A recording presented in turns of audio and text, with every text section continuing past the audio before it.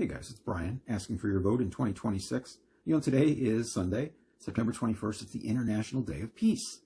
Peace is awesome. Peace should be our goal. Martin Luther King described peace as not the absence of tension, but the presence of justice. And so peace, justice, and prosperity are three of the themes of my campaign. The International Day of Peace is important for two reasons. One, again, is promoting peace. Rational adults, we can work stuff out. We don't need to be so angry all the time. We don't need to fight each other. Instead, we can come together with a shared love of the United States to help put things right. So 1 year from today, on September 21st, 2026, I will publish the Populist Act, a final draft of a legislative package that I'm going to work on throughout the year with other policy wonks from around the country. We're going to address so many of the various issues that Congress has been ignoring for decades and decades. So let's talk about three things that are in the Populist Act that will help produce and promote peace. The first is reducing our stockpile of nuclear warheads. In the United States and Russia, we have about 90% of the world's nuclear warheads. So, which I should point out are illegal under international law. So how do we steer the planet to a more peaceful direction? Somebody's got to lead by example.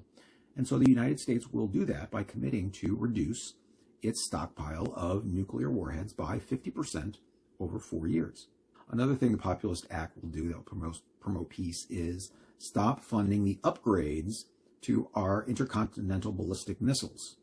Again, an arms race, especially a nuclear-powered arms race, is not one where anybody wins. It's not one that we should be running. And it will take the pressure off of China and other countries to try and catch up with us. Denuclearization, and this is a pretty popular idea, but Donald Trump has talked about this for years and suggested he's the only one who could pull this off, that he could get China and Russia to agree to move the planet towards denuclearization. Okay, let's help him accomplish that, and the Populist Act will do that. Last, the military-industrial complex, right? We're pushing $1 trillion budget. Most of that money goes to military contractors. It doesn't go to soldiers.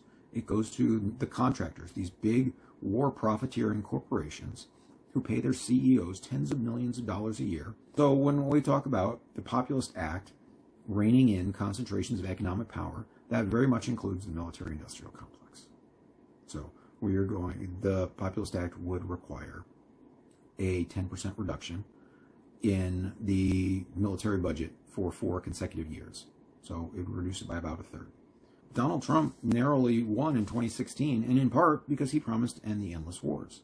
When people get a chance, when peace is on the ballot, that's what they want. So I'm asking for your vote in 2026 so that we can give peace a chance.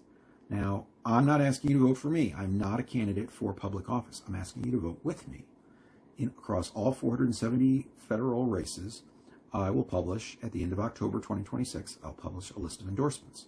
By voting together, we will decide the outcome of the 2026 midterms. We will have power by working together. We're going to offer Congress a chance to do really big transformational things. They've got to deliver before the election in exchange for the votes. If they don't deliver, well, Congress can go big or Congress can go home.